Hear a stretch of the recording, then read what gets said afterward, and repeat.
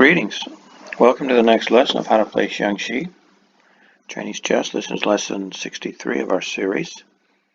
With this lesson, we'll be looking at a very nice example of a throat-cutting checkmate. Recall this second from last rank is called the throat rank, and often there's a sacrifice looming in the air down there on the throat rank that leads to a checkmate, and that's what we get here. This game was actually played in a championship called Hundred Flowers Xiangqi Champions Challenge. And it doesn't give the year, but it wasn't too long ago, I don't think. And black is to move, and black wins. Let's take a minute just to look at all the pieces that each player has. Red is actually doing pretty good. He's got two pieces down here, got a chariot and cannon, and then a horse over here, and then there's a chariot in the corner over here. With these two pieces, he definitely has some threats of capturing this with his chariot and then coming away with check, and there's some possibilities down there. But look what black has. Black has all his pieces in play. He's got a horse here that will be taking apart, chariot, chariot, cannon, four different pieces down here aiming at the red's king, and it's looking pretty dangerous. So it's not a surprise that something happens. So let's see how his throat cutting technique works here. He comes here with check, which is sort of the characteristic sacrifice for the throat cutting technique. Now observe, the red cannot capture this because of this chariot over here, or cannon. Then he would be in check. So black has to and going here also would not work because this comes in and this is mate. So he only has one move to try that doesn't lead to a mate immediately, and that's that.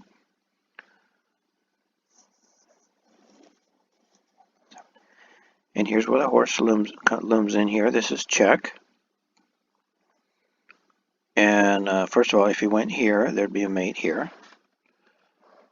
If he went here, then there'd be a mate here. So he doesn't have much choice but to go back again. And this is about where red resigned. But we're going to play through the other moves that might have happened, and this is the reason red resigned. Very often when players are really good, they're masters, they see a checkmate and then they resign, but without actually playing through the moves. Here's where this might be a little harder to find for amateur players. It's not a capture and it's not a check, it's just setting up a mate. See, he comes here and this threatens to come and capture this, which would be checkmate, because the horse is covering this center square here. So there being a mate threat, and again, the advisor cannot go there because it would be an illegal move. So he about has to go there. Okay, that allows this take, check, and there's only one legal move, and that's to go there. And here's where this also is a little tricky for us Western chess players to find. But this, it looks like it's undefended, but it's not. And this is actually checkmate. And see how the reason it's mate is because this cannon back here is protecting the rook, and then the eye of the palace is being covered by the horse. So this is a beautiful little combination, and it's actually forced completely from the beginning. So let's go back again and just see how it works. And all the pieces here play a role. This one, that's the one that sacrificed. This, and this, they're all cooperating.